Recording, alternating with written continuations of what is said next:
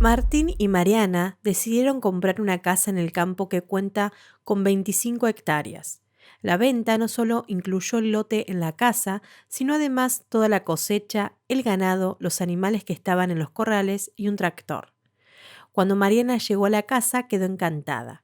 Cuando ingresó quedó impactada por una gran mesa rústica de madera de roble antigua de grandes dimensiones que estaba en el comedor.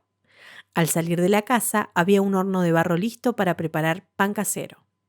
El inmueble a su vez cuenta con una pequeña vivienda que Martín ha pensado en alquilar para que le genere una pequeña renta.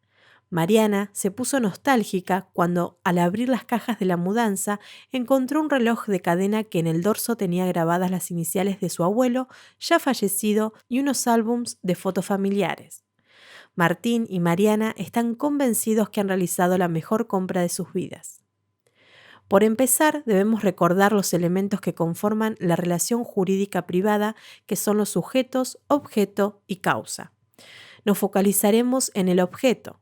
El Código Civil y Comercial contiene varias clasificaciones de las cosas consideradas en sí mismas. A. Muebles e inmuebles. B. Cosas divisibles e indivisibles. C. Cosas principales y accesorias. D. Cosas consumibles y no consumibles. E. Cosas fungibles y no fungibles. D. Cosas dentro del comercio y fuera del comercio. La importancia de estas clasificaciones radica en que según el estatuto que reciba la cosa, el régimen jurídico que se le aplique variará. Vamos a analizar algunas de estas clasificaciones. Inmuebles. Son cosas inmuebles aquellas que están inmovilizadas. Eso significa que no pueden ser movidas de un lugar a otro por una fuerza exterior o por sí mismas. A su vez, los inmuebles se clasifican en inmuebles por su naturaleza.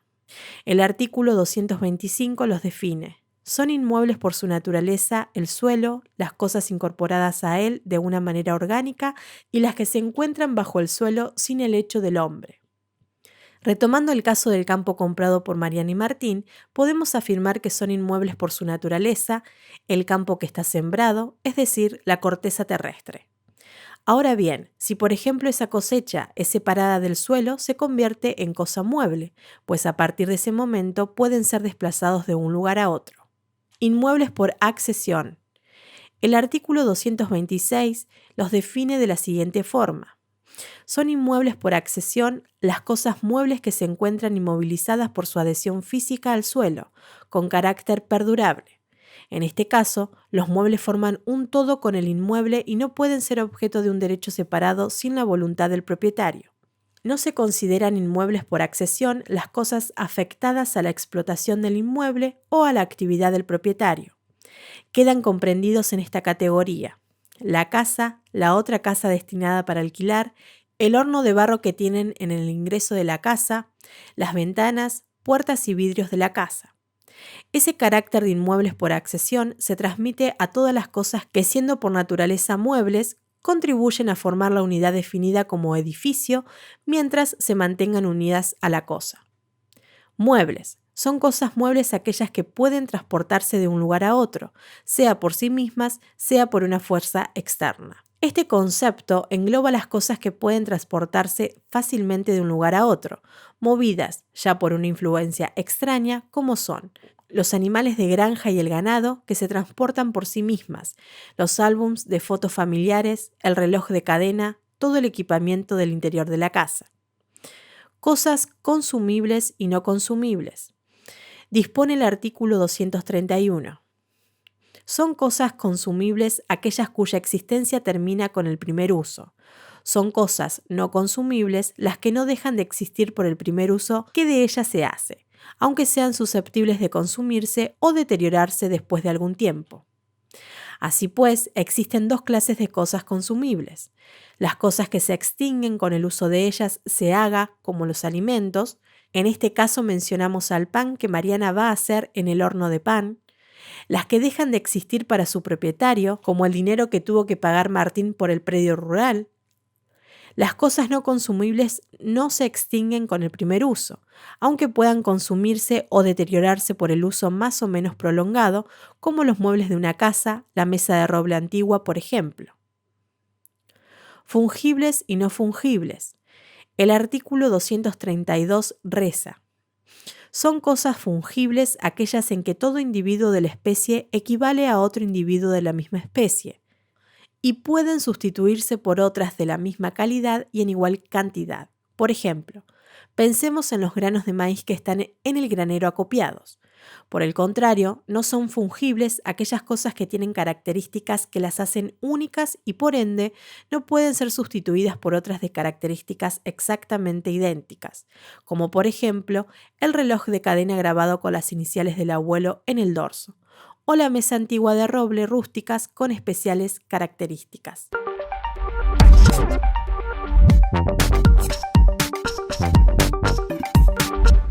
Marta y Juan han comprado una casa de campo en las sierras de Córdoba. Son dueños además de un departamento en la ciudad de Córdoba, donde vive su hija Micaela con su nieto Julián. A su vez, son propietarios de 2 locales comerciales que se encuentran actualmente alquilados. Como Juan también es dueño de una empresa de ventas de insumos para computación y tiene muchos empleados a cargo, su amigo José, en una charla de café, le comentó que sería una buena idea proteger su patrimonio afectando sus bienes al régimen de protección de la vivienda. ¿Será factible la recomendación de su amigo? ¿En qué consiste este régimen de protección a la vivienda? La Constitución Nacional asegura el derecho al acceso a una vivienda digna, así como alude a la defensa del bien de familia. Artículo 14 bis, Constitución Nacional. Anteriormente, al dictado del Código Civil y Comercial, se encontraba este instituto regulado en la ley denominada Bien de Familia, Ley 14.394, desde artículos 34 a 50.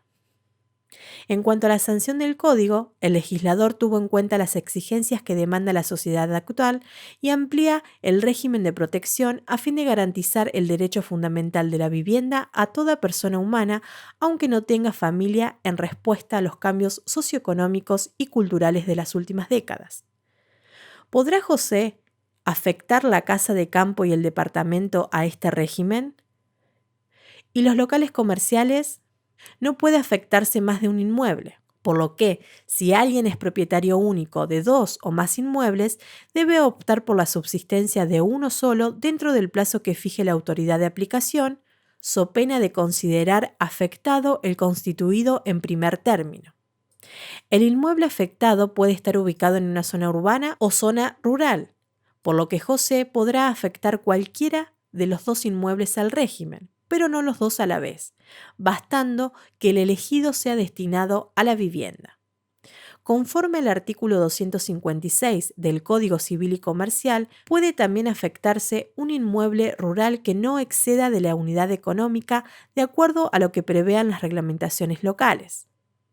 Respecto de los locales comerciales, no podrá entonces afectarlos al régimen, ya que la ley indica como requisito que el bien debe estar destinado a la vivienda. Supongamos que ha decidido afectar su casa de campo, que es de gran valor, al régimen de protección. ¿Tiene que habitar Juan la vivienda que va a afectar? Sí, el propietario o al menos uno de los beneficiarios tiene que vivir en ella. Esto se conoce como habitación efectiva. ¿Podrá afectarlo de forma parcial o solo debe hacerlo por su totalidad? De acuerdo al artículo 244 del Código Civil y Comercial, puede afectarse un inmueble destinado a vivienda por su totalidad o hasta una parte de su valor. Es decir, que la ley permite una protección parcial a quien posee un inmueble de gran valor, lo que por un lado asegura la vivienda y por otro evita el abuso que significa proteger la vida lujosa del deudor mientras su acreedor no puede cobrar lo que es legítimamente debido. La afectación se inscribe en el registro de la propiedad inmueble. ¿Quién puede solicitar la protección de la vivienda?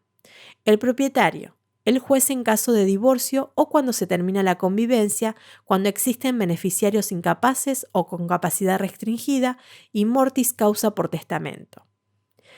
¿Quiénes pueden ser beneficiarios? Según el artículo 246 del Código Civil y Comercial, son beneficiarios del régimen las siguientes personas: el constituyente, en este caso Juan, su cónyuge, Marta, los ascendientes o descendientes del constituyente, en este caso Micaela, su hija.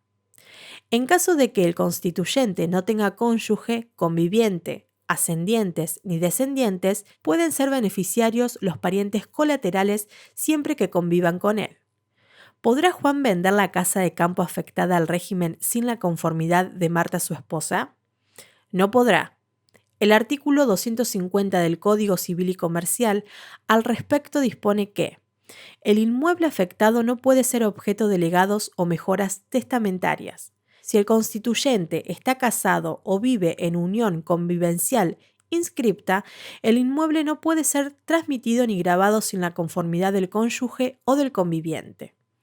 Si éste se opone, falta, es incapaz o tiene capacidad restringida, la transmisión o gravamen deben ser autorizados judicialmente. Si Juan y Marta quisieran mudarse nuevamente a la ciudad comprando una nueva casa, atenta a los problemas de salud de Juan.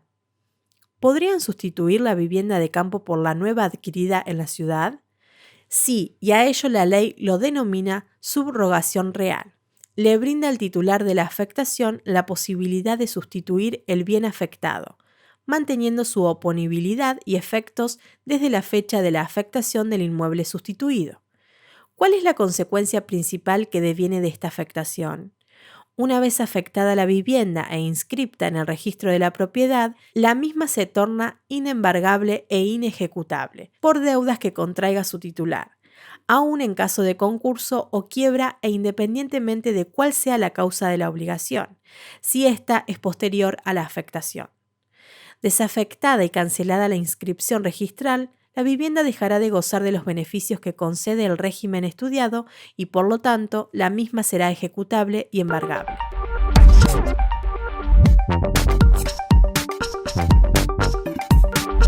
Marcelo salió de su casa camino al trabajo y una lluvia muy fuerte con granizo le rompió el parabrisas de su auto. Cuando llegó a su oficina, su secretaria Pamela le comenta que el señor Rodríguez, cliente importante de la firma, se desvaneció cuando estaba firmando el contrato y no pudo terminar de firmar. Cuando se dirige a la cocina para servirse un café, encuentra una caja de remedios escondida que en su interior tenía sedantes, por lo que se da cuenta que en realidad Pamela le agregó sedantes al café del señor Rodríguez para que éste no firmara. Luego escucha por detrás de una puerta a Martín, un colega, que en voz baja le decía a Pamela: «Vos sabés muy bien que si Rodríguez firmaba ese contrato, yo me iba a encargar que jamás vuelvas a trabajar en esta empresa». Una vez en su oficina lo llama a su jefe para una reunión, ya que necesitaban votar en la asamblea. Cuando se realizó la moción, Marcelo levantó su mano, indicando con ese gesto que votaba de forma afirmativa a la propuesta. Regresó a su casa y su esposa Natalia le contó que fue víctima de un asalto en el banco donde trabaja. Los asaltantes la tomaron del cuello y mientras le apuntaban con un arma, la obligaron a abrir la caja de seguridad para robar el dinero. En la historia de Marcelo y Natalia han sucedido varios hechos jurídicos. Los hechos jurídicos se clasifican en hechos externos o naturales y hechos humanos. Los primeros son aquellos en los que no interviene para nada la conducta humana. Los hechos jurídicos humanos pueden ser voluntarios o involuntarios. Se considera que son voluntarios si son realizados con discernimiento, intención y libertad. Los hechos voluntarios, a su vez, se dividen en lícitos e ilícitos según sean conformes o contrarios a la ley. Analicemos el caso práctico. Supuesto 1. El granizo le rompe el parabrisas del auto a Marcelo. Se trata de un hecho natural. Estos, si bien son hechos en los que no intervino la voluntad del hombre, son jurídicos en tanto producen consecuencias para el derecho. En el caso del auto de Marcelo, las consecuencias jurídicas devienen del daño que se ha ocasionado y donde Marcelo deberá llamar a la aseguradora para que cubra el siniestro. Supuesto 2. El señor Rodríguez no logra firmar el contrato dado que se desvaneció. En este supuesto, se ha ejecutado un acto involuntario debido a que le ha faltado el elemento discernimiento. El discernimiento se refiere a la madurez intelectual para razonar, comprender y valorar el acto y sus consecuencias. Se trata, en definitiva, de tener una conciencia cabal de nuestras propias acciones, de su conveniencia e inconveniencia, de su bondad o maldad, de su licitud o ilicitud. En el caso del señor Rodríguez, ha sido privado de la razón. Esta puede ser de dos clases, según la falta de razón refleje alguna clase de patología más o menos permanente, o bien un oscurecimiento del intelecto temporal o accidental y solo relacionado con el acto en cuestión. Estas circunstancias incidirán en los extremos a acreditar en un eventual juicio. Supuesto 3. Cuando Marcelo se entera de que Pamela ha sido amenazada para que coloque los sedantes. En este supuesto, el elemento que ha faltado es la libertad, ya que se encuentra amenazada y coaccionada por su compañero Martín. La libertad consiste en el imperio de sí, en la posibilidad de elección sin coacción, en la determinación propia, la independencia de la voluntad. Consiste en la posibilidad de elegir entre distintas opciones sin presiones de ninguna naturaleza. La libertad es afectada por el vicio de violencia, es decir, el acto es involuntario, ya que uno de los elementos, la libertad, tiene un vicio, intimidación. Supuesto 4. Cuando Marcelo debe votar. El hecho celebrado por Marcelo es realizado voluntario, ya que es realizado con discernimiento, intención y libertad, donde además la manifestación de su voluntad tiene ciertas particularidades. La voluntad jurídica debe manifestarse a través de un hecho exterior. Esta declaración positiva puede concretarse a través de 1. Manifestación verbal. La manifestación de la voluntad por medio de la palabra hablada. 2. Manifestación escrita. Esta se traduce en la exteriorización de la voluntad en un cuerpo de escritura que contiene la voluntad de quien la emite. 3. Manifestación por signos. Esta declaración consiste en la utilización de gestos o actitudes dirigidos a otro u otros respecto de determinados objetos, permitiendo lograr un significado único e inconfundible. Por ejemplo, como en este caso cuando Marcelo levanta la mano en la votación de una asamblea. 4. Manifestación tácita. La manifestación tácita de la voluntad resulta de los actos por los cuales se la puede conocer con certidumbre. Supuesto 5. Natalia es víctima de un robo. Aquí también estamos ante un caso donde el acto es involuntario, ya que existe un vicio de violencia, que afecta a la libertad.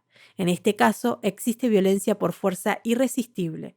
Excluye la voluntad mediante el empleo de coacción física o material consistente en una presión física irresistible o de malos tratamientos corporales, constriñendo al sujeto a obrar en determinado sentido o a dejar de hacerlo.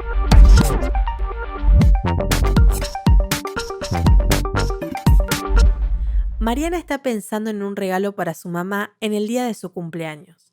Para ello, ingresa a un buscador de internet con la finalidad de comprar un collar de perlas para su madre. Realiza la transferencia bancaria y a los pocos días recibe la caja en su domicilio. Cuando la abre, para su sorpresa, encuentra un diminuto collar de perlas que estaba en un set de billutería para muñecas. Como aún no tiene regalo para su mamá, va hasta la joyería con la intención de comprarle un anillo de oro y hacerlo grabar con sus iniciales. En la joyería la atiende Lucas y le vende un anillo asegurándole que el mismo era de oro de 24 quilates y hasta le otorga un certificado de autenticidad, el cual era falso, ya que Lucas sabe muy bien que todo lo que él vende no es de oro sino de fantasía. Cuando Mariana llega a su casa, se da cuenta que ha sido engañada por el joyero. Luego llega Cynthia, su mejor amiga, y le cuenta que su exnovio la ha obligado a firmar un contrato de locación de un inmueble para irse a vivir juntos, bajo amenazas de lesionar a su sobrino Matías. ¿Existió algún vicio en la voluntad en esta historia? Hemos visto antes que el acto voluntario requiere la concurrencia de elementos internos, discernimiento, intención, libertad, y de un elemento externo, la manifestación de la voluntad. El defecto en alguno de los elementos internos del acto voluntario se denomina vicio. Respecto del discernimiento, este existe o no en caso de que hayan causas obstativas, pero no es pasible de vicios. En cambio, en relación a los otros dos elementos, intención y libertad, sí pueden concurrir vicios. Así, respecto a la intención, pueden afectarla los vicios de error o ignorancia o el vicio del dolo. En estos casos no habrá intención. Respecto de la libertad, pueden concurrir la fuerza irresistible o la intimidación. Analicemos los supuestos del caso práctico. Supuesto 1. Mariana compra un collar de perlas en internet que resulta ser para muñecas. Se trata de un vicio de error. El error es el falso conocimiento o la falsa noción acerca de alguno de los elementos de las circunstancias vinculadas al acto que se ejecuta o a su régimen legal. Cabe distinguir entre error de derecho y error de hecho, según el falso conocimiento se dé respecto de una norma jurídica aplicable a una determinada situación o relación jurídica o se le dé un alcance distinto, o sobre las circunstancias o elementos fácticos que hacen al negocio o relación jurídica de que se trate. El error de derecho es inexcusable. El error de hecho, tal como ya referimos, es la falsa noción que recae sobre los elementos o circunstancias fácticas vinculadas al negocio o a la relación jurídica de que se trate. Este puede recaer en el contenido o presupuesto del acto, en la identidad de las personas, en la naturaleza o características de las cosas o en los hechos materiales constitutivos de la conducta. En el caso del collar de perlas, el error recae sobre el objeto del contrato, ya que la persona creyó comprar un collar de perlas de verdad cuando en realidad era un collar de perlas accesorio de muñecas. Supuesto 2. Venta del anillo de oro falso. En este caso, la voluntad se encuentra viciada por el dolo. Ello es así, ya hubo engaño por parte de Lucas, y si Mariana hubiera conocido que el anillo no era de oro, sino de fantasía, probablemente no hubiera celebrado ese acto jurídico, o bien hubiera pagado un precio inferior al pagado. En el caso planteado se trata de un dolo esencial. El dolo consiste en maniobras engañosas empleadas por una de las partes para inducir a la otra a celebrar un determinado acto jurídico y en este caso se trata de un dolo esencial. El artículo 272 del Código Civil y Comercial prevé el dolo esencial. El dolo es esencial y causa la nulidad del acto si es grave, es determinante de la voluntad, causa un daño importante y no ha habido dolo por ambas partes. Supuesto 3. Cintia es obligada a firmar el contrato bajo amenazas. En este caso, al celebrarse ese acto jurídico, la voluntad ha sido viciada por la violencia. La libertad como tercer requisito de la voluntad es aquella que permite autodeterminarse sin influencias mayores a las habituales. La violencia es la coerción que por distintos medios se emplea sobre una persona para obligarla a ejecutar un acto que no estaba dispuesta a realizar.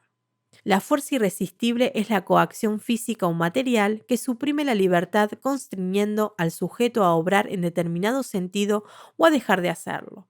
Por otro lado, tenemos la violencia moral o intimidación, que consiste en inspirar temor por medio de amenazas para infundir miedo, alterando el ánimo y la libertad de obrar para que el amenazado ceda en perjuicio de sus propios intereses.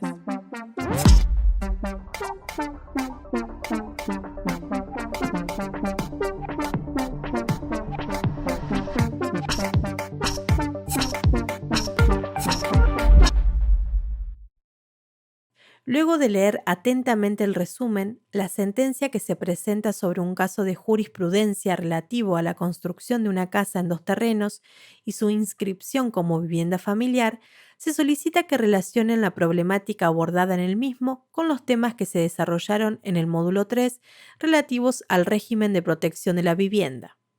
Para ello, teniendo en cuenta lo estudiado en este módulo y lo regulado por el Código Civil y Comercial de la Nación, deben responder los interrogantes que se presentan a continuación, argumentando y fundamentando su respuesta de forma completa. 1. ¿Cuál es el objeto sobre el que puede recaer el régimen de protección? 2. ¿Cuál es el efecto principal de la afectación al régimen de vivienda? Para resolver la actividad propuesta es importante distinguir los conceptos elementales que permiten reconocer posibles soluciones jurídicas a situaciones problemáticas, construir la posible solución jurídica frente a situaciones problemáticas enmarcadas en el caso concreto, leer atentamente el resumen de la sentencia que se le presenta a los fines poder relacionar su contenido con los conceptos estudiados en el módulo. Luego de realizar las lecturas sugeridas y de analizar el caso presentado, es posible responder las preguntas. Podemos afirmar respecto a la pregunta 1 que el objeto es un inmueble destinado a vivienda, por su totalidad o hasta una parte de su valor. No puede afectarse más de un inmueble. Si alguien resulta ser propietario único de dos o más inmuebles afectados, debe optar por la subsistencia de uno solo en ese carácter dentro del plazo que fije la autoridad de aplicación, bajo apercibimiento de considerarse afectado el constituido en primer término. La afectación se inscribe en el registro de la propiedad inmueble según las formas previstas en las reglas locales y la prioridad temporal se rige por las normas contenidas en la Ley Nacional del Registro Inmobiliario. Respecto a la segunda pregunta, podría afirmarse que la afectación de un inmueble al régimen legal es inoponible a los acreedores de causa anterior a esa afectación y oponible a los de causa posterior, con excepciones: obligaciones por gastos del inmueble, impuestos, tasas y contribuciones que lo gravan directamente, obligaciones con garantía real sobre el inmueble, deudas alimentarias a cargo del titular a favor de sus hijos menores o incapaces, deudas por construcciones o mejoras realizadas en la finca.